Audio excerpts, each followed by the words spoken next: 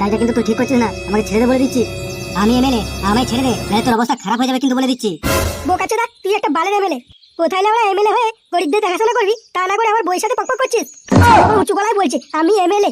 এপাটায় মোটা পাটা টাকা করে এখানে মেরে পুঁতে দেবো কাজকে। বালচোদাকে মেরে দিলে কিছু হবে না, এই লল লাগানোর সমস্যার সমাধান অন্য কিছু ভাবে করতে হবে। তাহলে কি মোটা পাটা এমএলএ পুরো ভরে গাছে বেঁধে রেখে দেবো? শোনো বাবা, এরকম ল্যাংটা ঢামনা মেয়েকে পড়াতে রেখে লাভ নাই। তার থেকে ভালো ওই এমএলএর সাথে ছেলের বাড়ি বিয়ে দিন দাও। নিজে তো পারবে দিন রাত মারা দেখে মেলেকে। এমনি করে কি করে হবে? আমার ঘরে তো একটা বউ আছে, একে নিয়ে গেলে আমার বউ আমাকে ঘর থেকে গেড়ে বেরিয়ে যাবে। না না না, আমি একে বিয়ে করতে পারবো না। কেন রে বুকাচোদা, তুই কেন বিয়ে করতে পারবি না? তুই ফকিং করতে কেমন ছিল আমার বউয়ের সাথে? আমি ফকিং কি এমনি করতাম? তোর বউকে টাকা দিয়ে ফকিং করতাম। তোর বউরা তো আমার মোটা লল দিতে ভালো লাগে, ওই জন্য আমি প্রতিদিন টাকা দিয়ে লল লাগাতাম। ওই জন্য কালকে রেখে মাগি আমাকে ফকিং করতে দিল না। মাগিকে এত রাগ ধরছে না, মনে হচ্ছে একটা আজরা বাস এনে কোনায় ভর দিই। কালকে রাতে আমার শরীরটা ভালো লাগছিল না, ওই জন্য তোমার কানে ফকিং করতে দিই না। তুই যে ছুরি আর কত রঙ্গদি খাবি, কত মিথ্যা কথা বলবি আমার সামনে। তুই আমাকে এত লোকের সামনে ছোট করলি। তোর মতো নাগরামের জন্য পচি গইলে পোকা লেগে মরণ হয়। খেঁচা, এদের এই নাটক বন্ধ কর, তাড়াতাড়ি বিয়ে দিন দে। ওরা ঘরে গিয়ে আমরা ফুল সজ্জা করবো। এই নইকে দোকান থেকে একটা সিন্দুর নিয়ে আইতো, এদের বিয়ের তাড়াতাড়ি দিন দি। বলছি আমার কাছে পয়সা নাই, ধারে নিয়ে আসবো। বাবার নাম করে নিয়ে আইগা। তাহলে ঠিক আছে।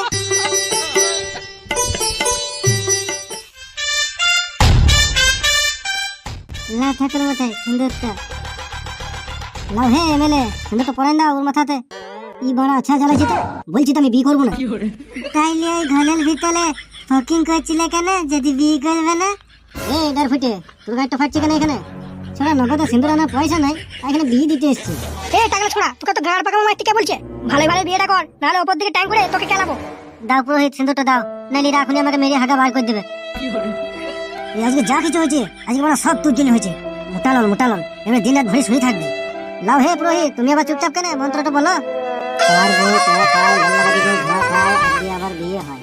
যদি কামড়ে দিতে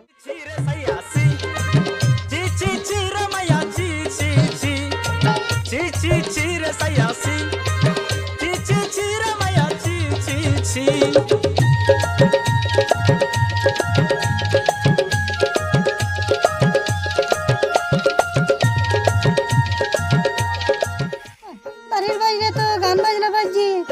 এখন তো পুজো পরব না, আর হোলিও দেরি আছে। মনে হয় কাউরির বাড়িতে অন্নপ্রাশন হয়েছে। পাড়ার লাগলো বেটা বাবা, একটু নিমন্ত্রণ দেয় না আমাদেরকে। কেউ দরজা ঠকঠক করছে, মনে হয় নিমন্ত্রণ দিতে এসছে। যাই খুললি দরজাটা।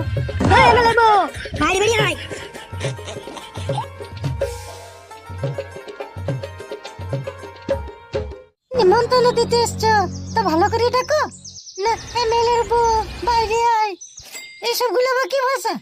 আমি না নিমন্ত্রণ দিতে আসিনি, তোর ভাতার আর তোর সতীনকে দিতে এসেছি।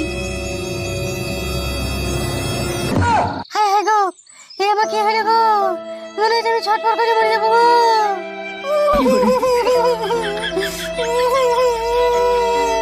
এই আমার কি সব ভুলে ছিল গো। টাকলা চোদা, এক টাকা পারে না, দুটাকে কি করে লাগাবে গো? আমার ভাতার সতীনে নিচে গো। এখন আমি কি করবো গো? হ্যাঁ গো, এসব কি করে হলো গো? লাড়াও কি বলবে, এখন বউ বাচ্চা হয়ে গেছে। আর এই মেয়েটা, এরেন্ডি মেয়েটা, এটাই হলো আমার বউ। ভাতারের সাথে লল লাগাতে গিয়ে ধরা পড়েছে, আর আমি ধরে বেঁধে বিয়ে দিয়ে এনেছি তোর বাড়ি। এবার এই সতীনের সাথে সংসার কর, এটাই হলো এই এমএলএর লল লাগানোর শাস্তি। আমরা বাড়ি চললাম, তোরা এই দুই সতীনের সংসার কর এই এমএলএর সাথে।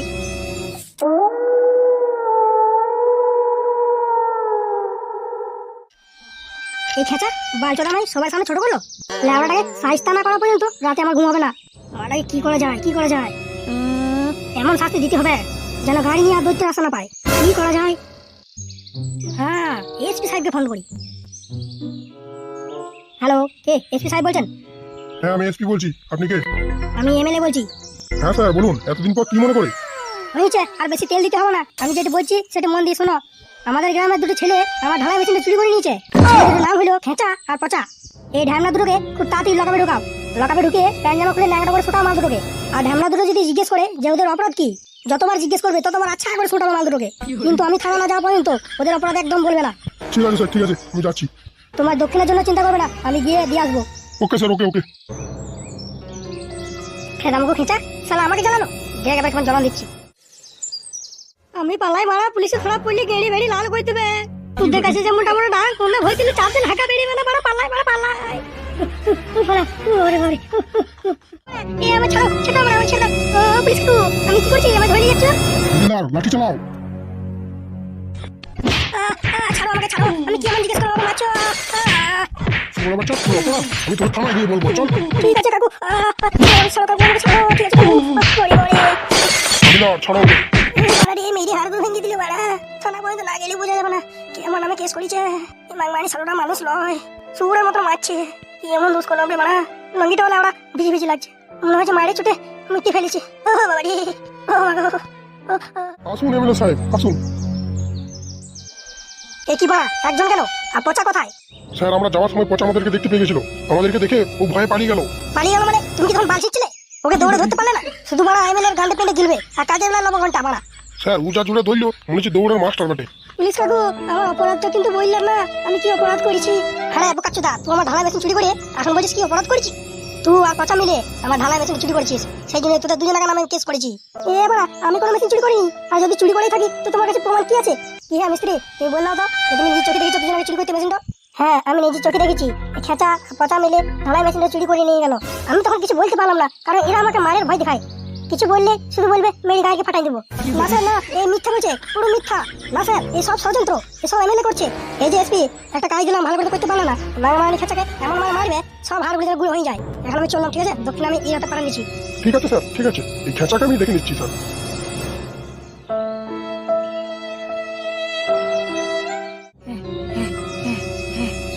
টুম্পাবতী, খুব বড় বিপদ হয়ে গেছে।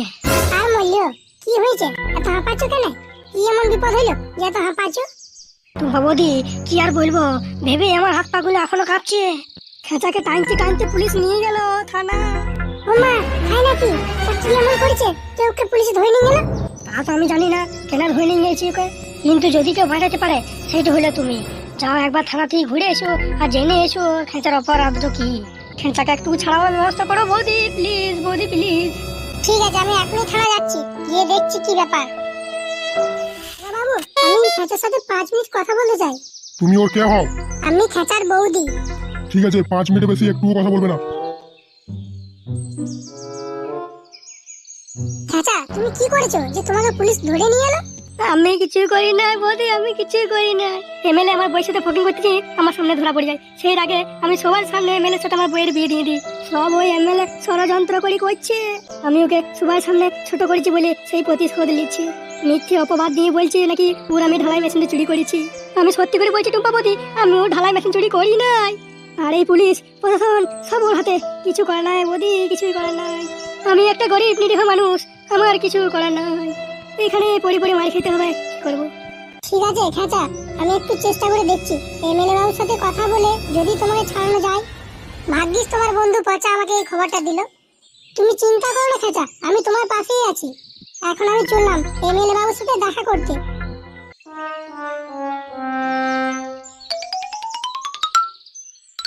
মানে সাহেব, তুমি খেচার গিরিটা বাসটা ভইলে না, ও জনম জনম মনে রাখবে। ও আমাকে মারা না, আমি করবে না। কি রে সালমান, তোকে কি মাসে পয়সা দেওয়া হয় না নাকি? গায়ের মাঝে মাথাটা বালের মতো টিপছিস। না না স্যার, ঠিক করে টিপেছি, লালা ঠিক করে টিপেছি।